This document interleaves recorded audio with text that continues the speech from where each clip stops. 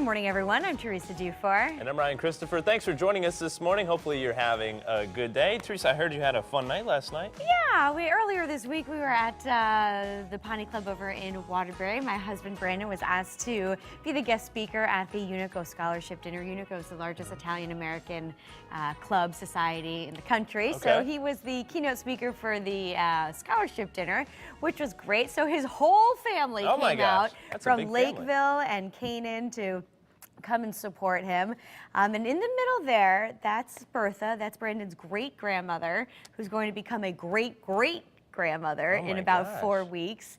And he told stories about his family growing up, his Italian traditions, and his great-grandparents were Bert and Ernie. Bert and Ernie, how about that? He loved it. He told when he was 4 years old, he discovered it. He thought they were named after the characters. I think the characters are named after them. That's what he went with too. She's 93? She's 92. She's in great shape. She's looking forward to the new little addition too. Good for her. Yeah, so we had a nice time. It was nice of them to invite him there.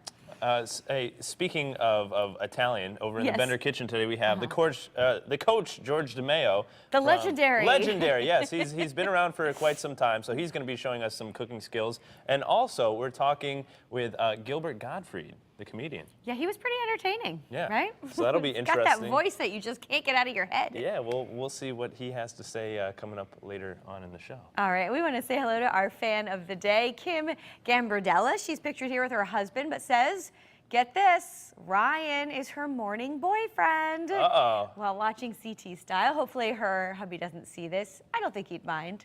I don't know. Morning boyfriend, morning there you boyfriend. go. I'll take that as a compliment. Thank you very much, Kim. You absolutely should. Well, you'll be my morning girlfriend, I guess. Teresa's my morning TV wife, and you're my morning girlfriend. There you go. You can be our fan of the day, too, whether you have a boyfriend, girlfriend, or a cat or dog at home. Connect with us on Facebook, Twitter, or Instagram. All right, so did you overdo it Memorial Day weekend in the food department? A lot of food, a lot of lobster. Just like you had that lobster bake-off, right? We did. It was so much fun, but a lot of calories consumed on that day. Yeah, and also 4th of July coming up, Father's Day, and chances are, if you eat as much as we do, yes, then you probably want to count your calories a little bit. So we have some tips here for you as to how to decrease, gaining some weight during. Yeah, so it's just summer grilling season is just getting off to the start. So first thing you can do is kind of change the menu a little bit. The fewer bad choices available, the easier it will be not to overeat. Well, that makes sense, right? You could add some hummus, whole grain buns, healthier desserts. Yes, who doesn't need that? And when you grill out, they say plan your meal a little bit differently, like the protein, to eat the protein first, because that'll fill you up more. And it's healthier, right? And then you eat all the other non-essential things afterwards, I guess. And you could always leave the booze out. Yeah. Barbecues without the booze. I mean, we don't really agree. We're just saying that because that's what the report said. All right, now finally, this is your very final tip here for you. You have to make sure that you exercise, of course, after that makes the most sense. Eating. Yes, that does make a lot of sense. Absolutely. So and wait 20 minutes before you go for seconds, because that's when you actually can start feeling full. Or go swimming. They always say to wait for that.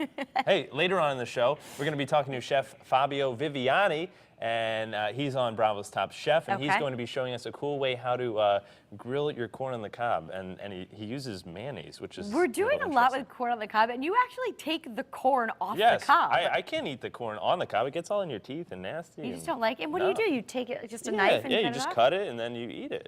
It seems a little anti-summer, my friend. No? I don't know about that. Hey, tweet us. Do you cut the corn off, or do you just eat it? Just eat it. But I do like the things you put on the sides. Yeah. And the butter boy, so you don't have to get messy. What are they called? What do you call them? The corn accoutrements that you need. Accoutrements.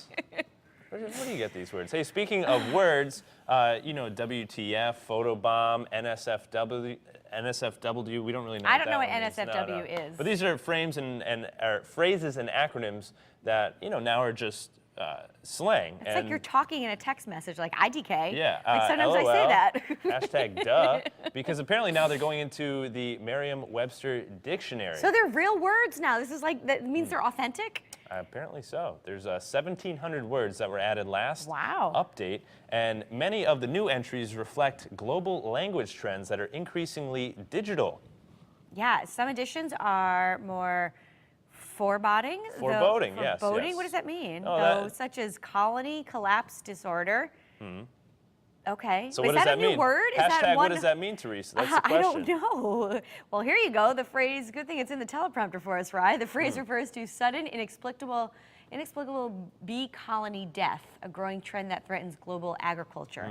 So there's now a word if you are getting swarmed by bees and getting attacked. Now you can move on with your day. Is that what I just said, that more word. or less? That is. I'm not quite sure read? what we're saying this morning, but hopefully that made sense for you at home. Moving on, Hillary Clinton, because we need to talk about her a little bit more. Her presidential campaign launched an online store on Monday. They're offering supporters various merchandise options for grabs. They have a throw pillow that reads, "A woman's place is in the White House." That's great. I would assume she would have something like that. There's also a T-shirt printed to look like a Clinton signature pantsuit. Now that is sexy. But Clinton isn't the only one candidate exchanging swag for support. Vermont Senator Bernie Sanders' campaign appeals to liberals with a "Honk for a Political Revolution" bumper sticker. And on the Republican side, you can buy a poster of Texas Senator Ted Cruz in front of a giant red, white, and blue fist.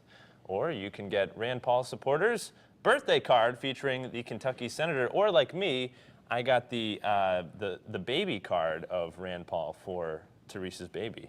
Is that a thing? Well, now it is. I just made it up. Yeah, of course it is. Hey, it's time for Style Spin. Okay. Head on over.